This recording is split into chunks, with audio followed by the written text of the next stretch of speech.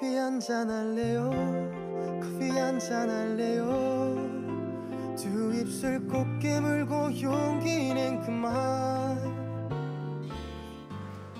안녕하세요. 커피에 대해 함께 이야기 나눌 박영순입니다.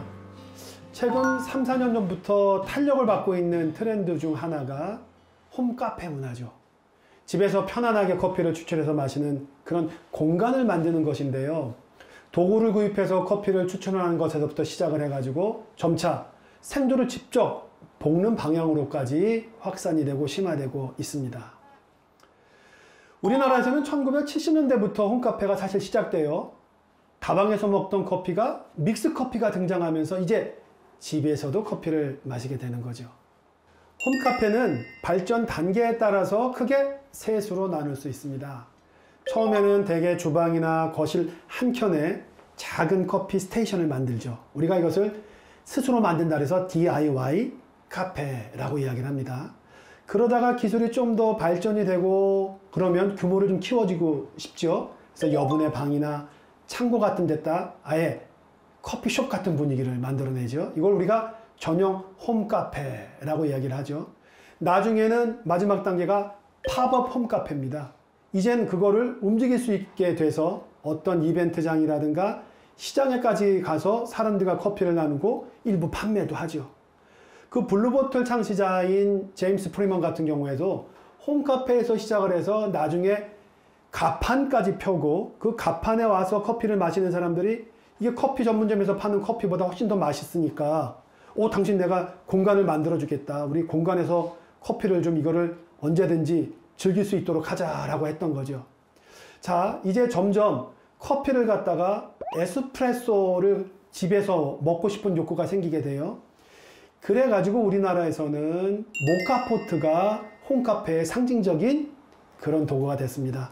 왜냐하면 모카포트는 에스프레소 머신이 없더라도 커피를 진하게 내려서 우유를 섞어 마실 수 있거든요. 모카포트라는 거 잘 아시겠지만 밑에 물을 끓이면 그 가운데에 세탁기 봉 같은 게 달려 있어서 그 봉을 타고 위로 쭉 올라갑니다. 그리고 거기에서 물이 분사가 되면서 뜨거운 물이 압력까지 한 1에서 1.5 기압이 걸리면서 커피가루를 통과하게 되니까 바로 에스프레소와 같은 원리로 쥐어 짜내는 맛이 나오게 되는 거예요. 그렇게 집에서도 에스프레소와 같은 강한 커피를 만들 수 있게 됐고 여기에다가 우유를 넣어서 마시니까 야, 커피 전문점의 카페 라떼를 집에서도 즐길 수 있구나 해서 이 모카포트가 홈카페 문화에 이른바 불을 지르게 되는 것입니다. 아무리 그 좋은 도구를 갖는다고 하더라도 커피 자체가 품질이 좋지 않으면 그것은 소용이 없습니다. 공간도 문제가 되는 것이 아니죠. 따라서 이제는 홈카페도 좋은 커피를 다뤄야겠다라고 인식하는 분들이 많아졌어요. 바로 이것이 한간에서는 스페셜티 커피라고 이야기를 하는 것이죠. 자, 스페셜티 커피는 값만 비싼 커피가 아닙니다. 스페셜티 커피의 본질은 가격에 있는 것이 아니라 출처가 정확해야 되는 것입니다. 수확철도 정확하고 생두이건 볶은 원두이건 되도록 커피가 생산된 구체적인 지역을 확인하는 것이 중요합니다. 커피를 생산한 농장까지 알 수 있다면 좋지요. 보면 그 표기에 farm 혹은 finca, fazenda, hacienda, capital 이게 다예요. 어렵지도 않아요. 이것이 표기되면 농장 이름이라고 보시면 되는 거예요. 자, 그런 다음에 우리는 품종에 따라서 커피를 갖다 즐기고 싶어 하시는 욕구들도 있어요. 자, 품종이라고 하는 것은 결국 이렇게 생각하시면 됩니다. 커피 생산지, 커피를 생산하는 나라가 거의 품종과 같다고 보셔도 돼요. 물론 같은 나라에서도 여러 품종을 어떤 농법으로 하느냐, 어떤 가공법으로 하느냐에 따라서 맛이 달라지는 건 분명하지만 일반 소비자 입장에서는 나라를 따지는 것이 결국 품종을 따지시는 거다 이렇게 보시면 돼요. 이게 커피가 자란 땅을 벗어나서 생소한 다른 땅에서 자라게 되면 그 환경과 그 토양과 여기에 견뎌야 되잖아요. 거기를 오랫동안 견뎌내면서 커피는 그 자기의 DNA가 조금씩 바뀝니다. 이렇게 커피의 품종이 전파되면서 그 나라에 적응이 되고 따라서 그 나라에서 생산되는 커피는 그 나라의 환경에 가장 잘 맞는 커피들이라 보시면 되는 것이죠. 그러니 커피를 드실 때는 너무 품종명에 스트레스 받지 마시고 어느 나라 건데 얘는 그 나라이기 때문에 맛이 좀 달라. 그 나라의 형편에 맞는다라고 생각해서 모두 존중을 해줍니다. 커피가 자란 땅을 한 잔에 담긴 커피의 향미로 즐기는 이 문화, 이것이 진정한 스페셜티 커피의 의미가 된다는 것이죠. 스페셜티 커피의 또 중요한 키워드가 제철 커피입니다. 수확한 지 1년 이내의 커피들이라고 생각하시면 되는 것입니다. 자, 이렇게 스페셜티 커피들은 마땅히 농장 단위의 이름으로 유통됩니다. 농장에서 커피를 수확할 때는 한 번 수확하는 것이 아니라 보통 5번에 걸쳐서 수확을 합니다. 왜냐하면 한 나무에 사계절이 뚜렷하지 않으니까 꽃도 있고 열매도 있고 익는 속도가 서로 달라요. 따라서 처음과 두 번째 수확할 때는 잘 익은 거, 같은 정도 익은 거를 수확하죠. 요때 커피가 제일 맛있습니다. 이건 일일이 손으로 수확을 해서 농장의 이름으로 따로 팝니다. 이제 그 다음은 어떻게 될까요? 인건비도 많이 들고 익어가는 속도가 다르니까 이제 한참을 두는 거예요.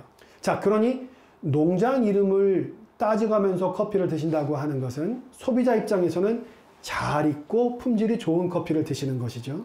너무 인터넷에서 싼 거 찾지 마세요. 세상에 싸고 좋은 건 없습니다. 보통 1kg에 그래도 2만 원 정도는 되는 것들, 그 위에도 물론 비싼 것이 많이 있지만 그래도 2만 원 정도 선에 있는 것들 중에 농장이나 조합 단위까지 명기되어 있는 커피들. 자, 이렇게 좋은 생두를 이제 만났다라고 하면, 자, 문제는 이거죠. 그건 언제 볶아? 볶는 거 어렵지 않습니다. 제가 지금부터 가르쳐 드릴 테니까 잘 따라해 보세요. 먼저 냄비나 프라이팬, 근데 얘는 다른 음식을 하지 않았던 것이 좋습니다. 얘를 불에다가 올려놓고 후드 있잖아요. 후드 밑에서 하시면 돼요. 근데 욕심내셔서 한 번에 200g 볶으려 하지 마십시오. 200g이 필요하시다 그러면 100g씩 2번 볶으세요. 제가 해보니까 100g 이상이 되면 커피 생두에는 실버 스킨이라고 해서 얇은 막이 있습니다. 얘가 볶는 과정에 먼지처럼 막 날려요. 우리가 그것을 이제 체프라고 하는데 그것이 우리 호흡기에 좋지 않단 말이죠. 그래서 후드 밑에 따는데 100g만 볶는 거예요. 처음에는 불을 세게 해줍니다. 왜? 처음에 세게 해도 생두에 수분을 머금고 있으니까 지나치게 세다 하더라도 탈 가능성이 덜하죠. 그러면서 서서히 저어주시는 거예요. 저어주시다가 얘는 로스팅하기도 쉬워요. 색깔이 변하기 때문이죠. 녹색이 노란색, 갈색, 그 다음에 갈색에서 진한 초콜릿빛이 되는데, 갈색과 초콜릿빛 이걸 어떻게 구분해야 되느냐? 소리에 귀를 기울이세요. 소리가 이제 약간 틱 나올 때 그때 불을 줄여줍니다. 중간 정도로 줄여주시는 거죠. 그리고 나서는 젓는 것도 빨리 저어주셔야 돼요. 왜냐하면 커피 생두에 수분이 날아간 상태이기 때문에 그때 콩이 멈춰 있거나 열이 너무 세면 겉면이 타기가 쉽습니다. 프라이팬을 공중으로 드셔서 불꽃에서 멀리 하시는 것이죠. 그러다가 틱틱틱 소리가 계속 많이 나고 이 소리가 커졌다가 어느 순간 소리가 잦아들기 시작을 해요. 그 잦아드는 시점에서 로스팅을 마치시면 되는 겁니다.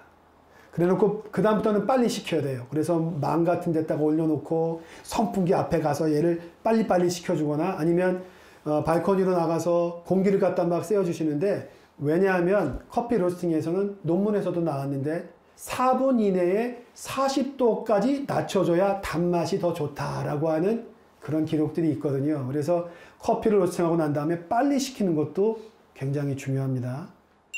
자, 이제 커피를 한번 추출해 볼까요? 커피 추출 어렵지 않습니다. 뭐 커피는 영원으로 내린다? 아니죠. 커피는 손으로 내리는 거죠. 다만 저울과 초시계가 있으면 돼요. 저울과 초시계 없이 커피를 내리는 것이 전문가다? 그렇지 않습니다. 저울과 초시계를 쓰는 것이 전문가입니다. 왜냐하면 일관되게 커피를 내리고자 하는 거예요. 자, 이해하기 쉽게 제가 10g을 내린다라고 말씀을 드리면 커피 10g을 준비할 때 물은 150을 준비합니다. 커피가루와 물의 비율을 1대 15로 하는 거예요. 커피가루는 자기 몸무게의 2배의 물을 머금습니다. 물 20. 먼저 고르게 펼쳐줘서 커피가루 곳곳에 물이 스며들게 만드는 거죠.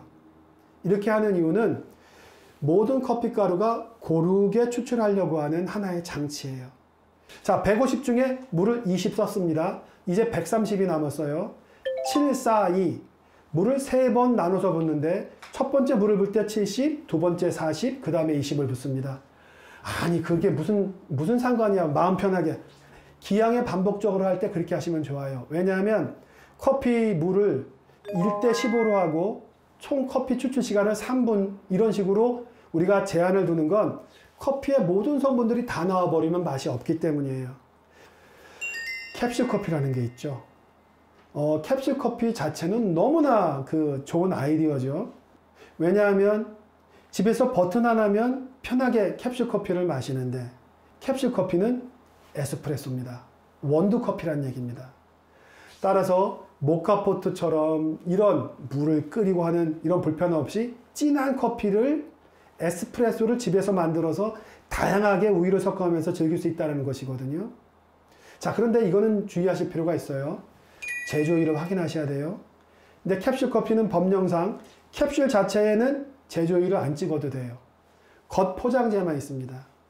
따라서 캡슐만 돌아다닐 때에는 얘가 언제 뽑히고 언제가 유통기한인지 표기가 안 돼 있으니 캡슐 커피를 드실 때에는 그거를 좀 신경 써서 드시라라는 거고, 안타까운 건 캡슐 커피가 환경오염을 부추긴다는 얘기가 있어요. 캡슐 커피를 분리수거할 때는 노력을 많이 하셔야 됩니다.